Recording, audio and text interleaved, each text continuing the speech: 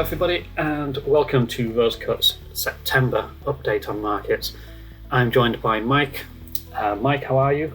Hi Dan, how are you? And very good to speak to people. We're kind of back to school, I suppose, into the start of September, and relatively calm environment compared to the last 5 or 6 months, but still plenty going on. Yep, that's right.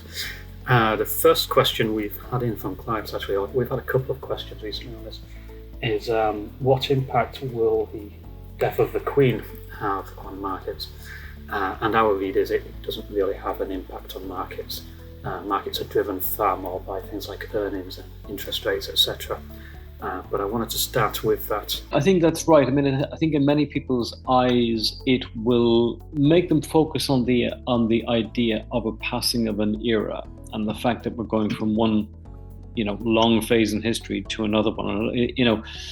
The event coincides with lots of other things: end of globalization, a more kind of stressed world, etc. And also, I think specifically in the UK, it coincides with the change of prime minister and a new policy setting and all of the uncertainty that brings. We're seeing that expressed, obviously, in bond and FX markets. Yeah, that's right. I took 3 days off holiday and I came back to find we'd had a change of prime minister and a change of monarchy. It doesn't often happen when I have time off. But you mentioned their bonds, and also a good subject to talk about, just because last month we saw some big moves in the bond markets, particularly the government bonds. So to give you an example, UK 10-year government bonds, the yields on those rose by 100 basis points or 1%. And that's actually quite a big move in a month for bond markets. And it's all linked to what the market thinks about inflation and the prospect of quantitative tightening starting in earnest, both in the US and also in the UK as well. That's right. And in a way, I think this whole debate has been masked by the headline central bank meetings and raises in rates. So, for example, with the ECB, people have focused a lot on the 75 bips raise. We're not quite into QT proper in the Eurozone, but we're very much on the cusp of it in the States. And what I find interesting is, even though you have a sense that some of the inflation data in the US is beginning to come back in and the housing market is beginning to weaken, bond yields are still quite high, and liquidity in the bond market is not as plentiful or as good as it was maybe up to a year ago. And I think a lot of that is prompted by expectations and then the reality of QT, just that the absence of this extra buying. We'll probably see the same across other markets, such as the mortgage-backed securities market as well. Yeah, that's right. I think we've mentioned in a couple of podcasts before, and I'll repeat it just as a reminder, quantitative tightening means that the central banks are no longer buying government bonds and indeed mortgage-backed securities in the US. It means that they're letting them mature. Sometimes they may even sell a few just to reduce the size of the central bank's balance sheet. And that's generally seen as negative for liquidity conditions, i.e. there's less money floating around the system. So it tends to be a drag on risky assets.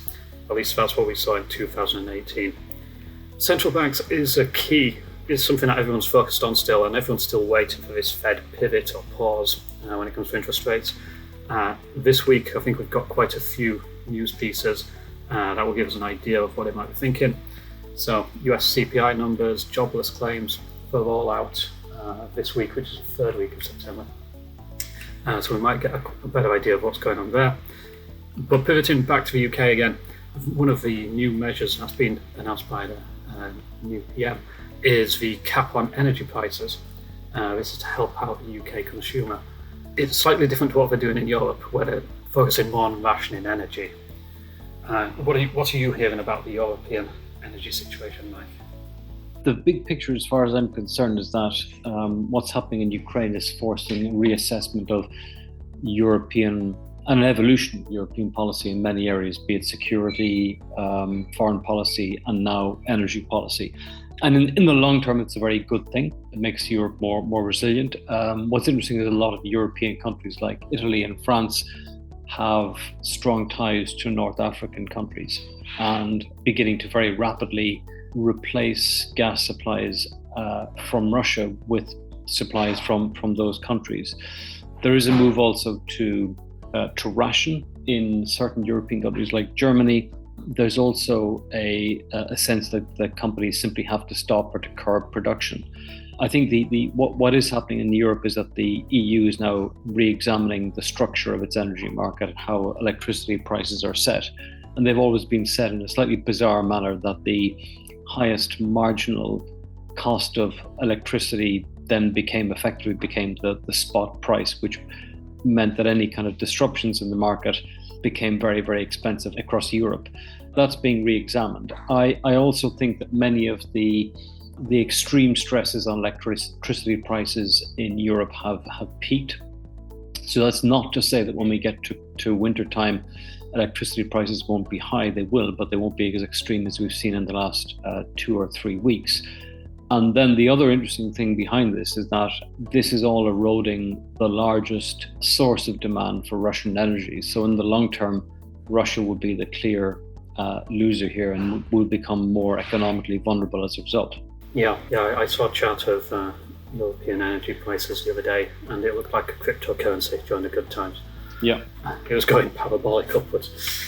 Let's finish off by returning to the UK and a subject we don't look at too often, or we don't mention too often in this podcast, and that's house prices. Obviously, if the consumer is put under pressure and we have interest rate rises, that tends to be negative for house prices.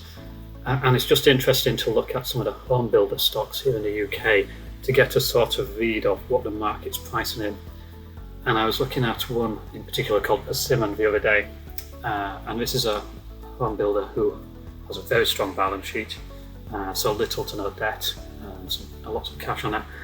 And the share price is down 50% for the year. So in about 8 months, the market's priced in what looks like a pretty dire outlook for UK house prices, and that will have an effect on the UK domestic economy. Yeah, and it's part of why we're seeing such bad or negative-looking forecasts from the Bank of England, and it's something to keep an eye on. That's true, and actually, I mean, the same is true as well if you look at the US housing market, and a lot of the Anglo-Saxon countries tend to have similar underlying dynamics. And what we're seeing there is the big rise in supply of housing coming on the market, and I think in both countries as well, prices are quite vulnerable. They're very high. We're seeing rapid interest rate increases for the first time in a long time. So this, I think, is going to be the developing story into 2013, that we've seen equities and bonds stressed this year. Next year is the turn of the real estate market. Yeah, it tends to lag the other faster moving markets, doesn't it? Exactly, yeah, exactly. And also tends not to bounce back as quickly as well. Yeah, and on that note, I think we will finish for this month. Mike, I look forward to chatting again next month. Very much so, yeah. Plenty to think about for the next few weeks. Yeah, thanks for your time. Okay, thanks then.